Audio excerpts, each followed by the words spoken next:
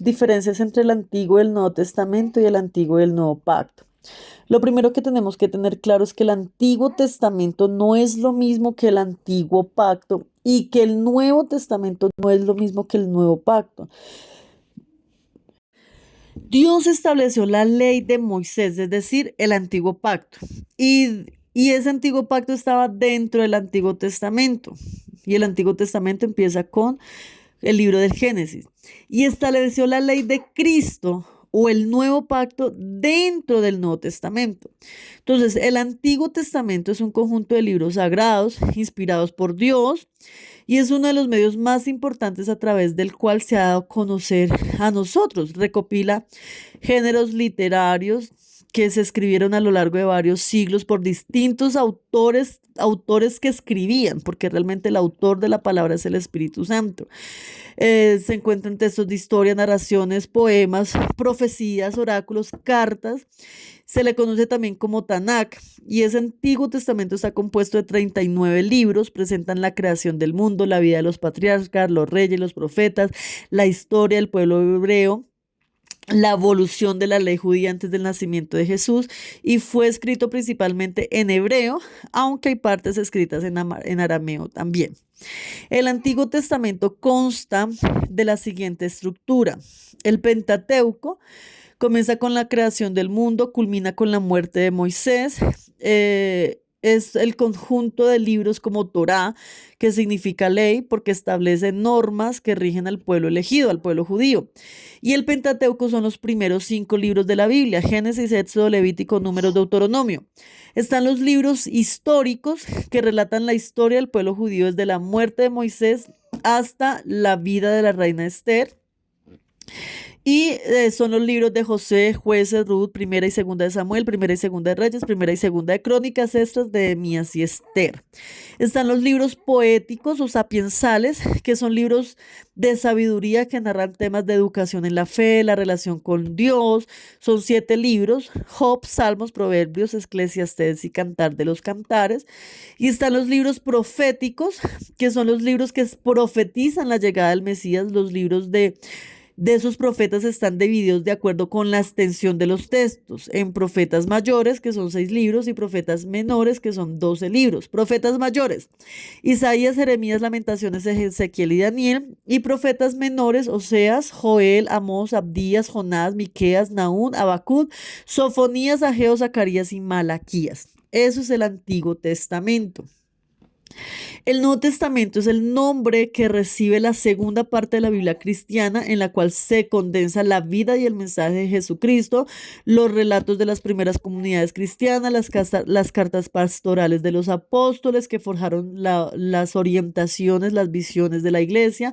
Es considerado la historia de la salvación, la gracia, pues Jesús, siendo 100% Dios y era 100% hombre, vino a salvar al mundo del pecado. Y en el Nuevo Testamento encontramos 27 libros, que son los evangelios. La palabra evangelio significa buena nueva y estos evangelios pretenden anunciar la llegada del reino de Dios basado en misericordia, perdón, amor. Los evangelios son el centro del Nuevo Testamento y fueron escritos al menos unos 70 años después de la muerte de Jesús.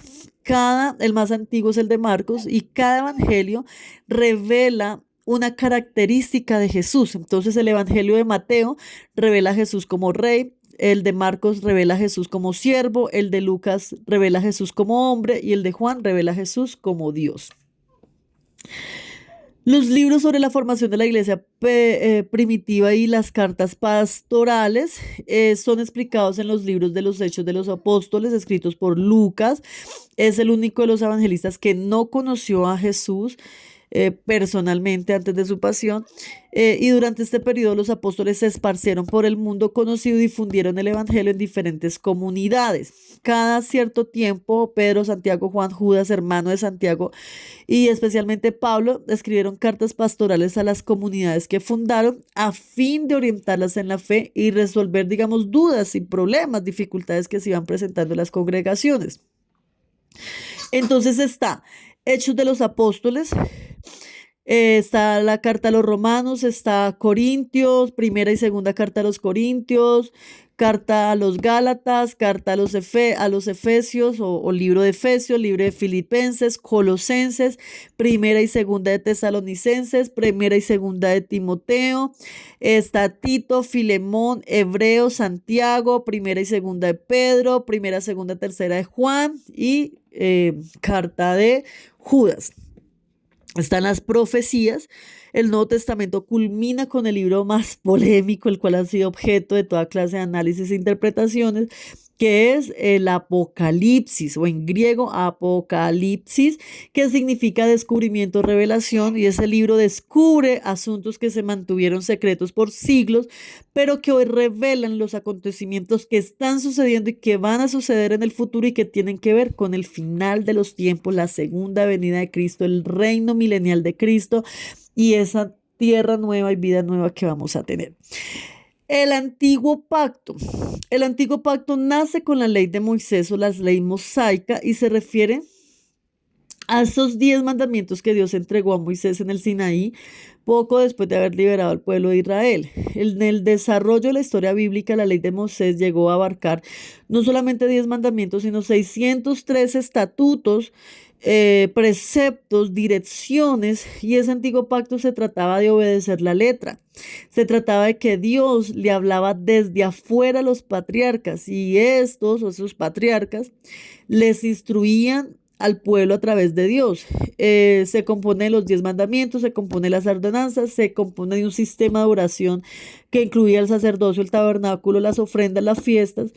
Pero el propósito de la ley de Moisés era revelar el carácter sagrado de Dios eterno a la nación de Israel, revelar la pecaminosidad o el pecado del hombre, revelar que era imposible en nuestras fuerzas que el hombre pudiera no pecar o cumplir esa ley.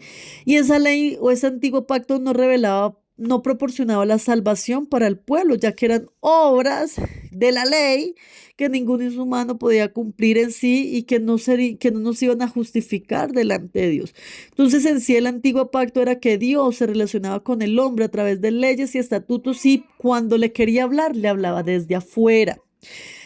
Pero el nuevo pacto ahora es indispensable que todo cristiano que se le revele el nuevo pacto es indispensable. ¿Por qué? Porque la iglesia de la última generación, la iglesia que vamos a experimentar el rapto, el arrebatamiento de la iglesia, debemos enfrentar 2 grandes pruebas.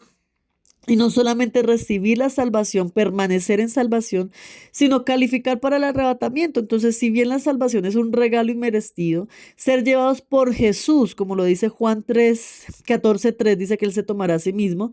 Es decir, Él tomará gente que se parezca a Él. Somos la generación de iglesia para la cual es fundamental, indispensable parecernos a Cristo. Entonces, la Biblia en 2 Corintios 3, de 6 al 9, dice que somos ministros competentes del nuevo pacto, no de liberación, no de sanidad interior, no de profecía, sino de nuevo pacto.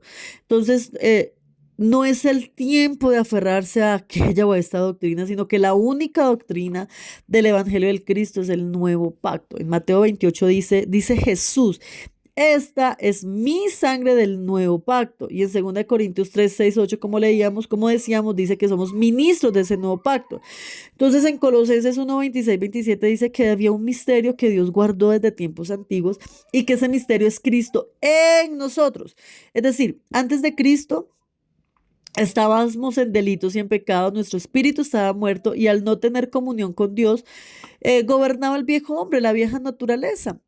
Pero cuando nos arrepentimos, reconocemos a Jesús como Señor y Salvador, nacemos de nuevo, el Espíritu Santo comienza a morar en nuestro espíritu, Dios comienza a hablarnos, comenzamos a tener comunión con Dios, Él nos guía, nos gobierna y eso se llama Cristo morando en nosotros, Cristo habitando en nosotros, y el alma comienza este proceso de transformación a imagen y semejanza de Jesús.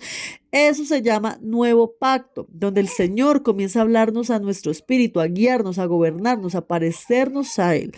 Entonces, el nuevo pacto se compone de 3 elementos. Número 1, Cristo en nosotros, Cristo está en nuestro espíritu. No tenemos que decirle: ven, Señor, no te siento, Señor. No tenemos que invocarlo como se hacía en el antiguo pacto. Número 2, Cristo es formado en nosotros. Una vez que entra en nosotros, comenzamos un proceso de formación, que es el que estamos viendo acá, y transformación. Cristo es formado en nuestra alma, donde habita nuestra voluntad, pensamientos, sentimientos, emociones. Y número 3, Cristo es formado para que lo expresemos, es decir, en un mundo perdido en tinieblas, en el hogar, en la universidad, en el colegio, en el matrimonio, somos padres, somos madres, tenemos que expresar esa naturaleza de Cristo, parecernos a Cristo. Y ese es el nuevo pacto bajo el cual hoy la iglesia vive. ¿Qué es la iglesia? Es la expresión de Jesús mismo aquí en la tierra.